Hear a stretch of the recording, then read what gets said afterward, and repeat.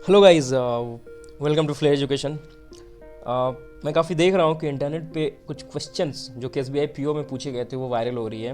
आपके सामने ये सारे क्वेश्चंस हैं, लेकिन मैंने भी इस एग्ज़ाम में अपीयर किया था और हम भी एग्ज़ाम दिए हुए हैं। और इस क्वेश्चंस में जो 38 क्वेश्चंस, इसमें कितने सारे क्वेश्चंस नहीं आए थे। कुछ क्वेश्चंस ऐसे भी थे जो कि डिफरेंट टाइप से पूछे गए थे, लेकिन इंटरनेट पे ये चीज़ें वायरल हो रही है।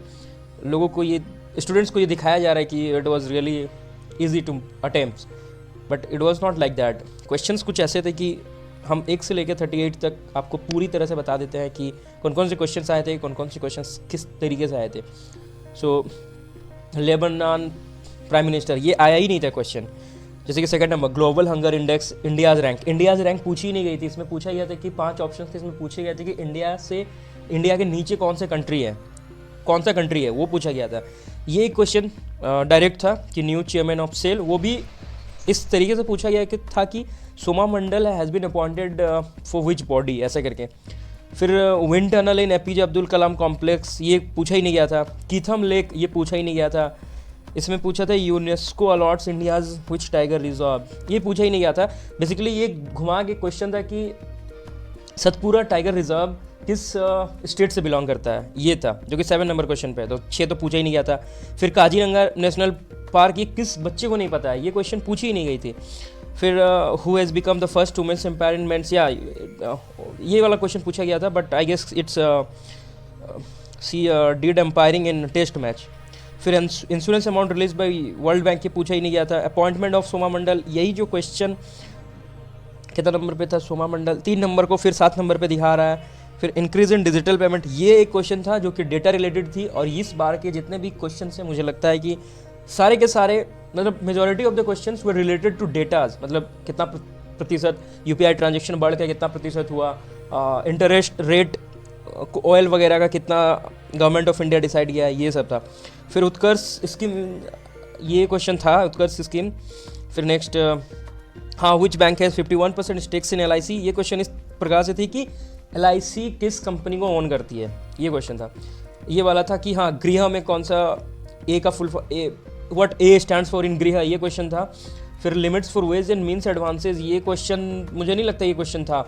CRAR, ये एक्रोनिम का फुल फॉर्म पूछा ही नहीं गया था। इसमें ये पूछा गया था कि national bank CRAR up to सितंबर या कुछ मंथ दिए हुए थे कि उतना तक का CRAR पब्लिक सेक्टर बैंक के पास कितना है ओवरऑल। जो RBI एक रिपोर्ट या फिर कुछ एक डेटा निकाल के आई थी, वो PIDF payment infrastructure development fund, इससे बहुत एक ना डीपली क्वेश्चन पूछा गया था जो आपके मेरे तो समझ में बिल्कुल नहीं आया।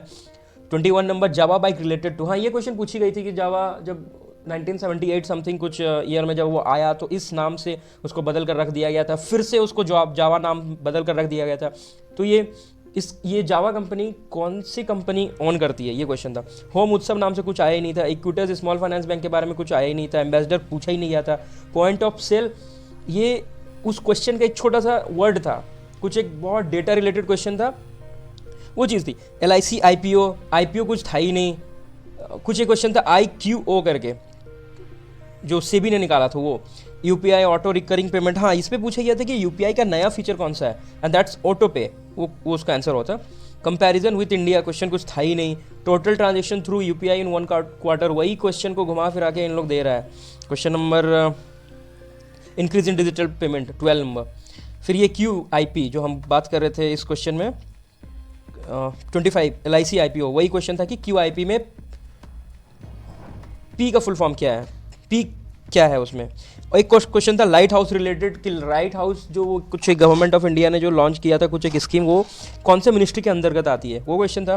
फिर फाइनेंशियल इंक्लूजन कमेटी, ये कोई क्वेश्चन था ही नहीं। फिर largest producer of coal China, हाँ, ये क्वेश्चन था। आर्किटेक्ट ऑफ ब्रिटिश संसद भवन, हाँ, ये एक हार्वर्ड बैकर और उसके साथ एक और कोई थे, उनका नाम पूछा गया था। और एक लिविंग रूट ब्रिज, ये क्वेश्चन एक था। पेंशन रिलेटेड एक डेटा था। प्रधानमंत्री वाया बंदना योजना के बारे में उसमें 5 ऑप्शंस थे कि कौन सा गलत है, वो पूछा गया था। फिर regulatory sandbox theme cross border payment, ये क्वेश्चन था। और इथेनॉल ब्लेंडिंग रेट, ये क्वेश्चन था ही नहीं। तो बेसिकली इस क्वेश्चन में से हमको लगता है कि 5-7 क्वेश्चन सही है और बाकी पूरी की पूरी अफवाहें फैलाई जा रही है। कितना आसान क्वेश्चन आया था, ऐसा कुछ था ही नहीं। हमने भी एग्जाम दिया, मेरे को पता है कि कौन कौन से क्वेश्चन आए थे। तो बेसिकली मैं आप सभी को अपडेट करना चाहता था कि कौन कौन से क्वेश्चन आए थे रियल में और कौन कौन से नहीं।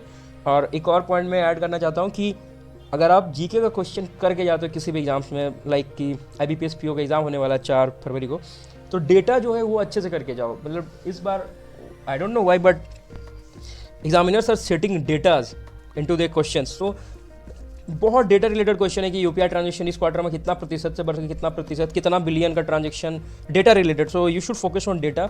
और जैसा कि जीए पहले हुआ करता था कि सिंपल से who has been appointed in this body that body, tenure कितना बढ़ाया गया है, कौन सा नेशनल पार्क, ऐसा कुछ नहीं है। आपको बहुत ही अच्छे से करके जाना होगा जनरल अवेयरनेस के लिए। That's how you will do it. So that's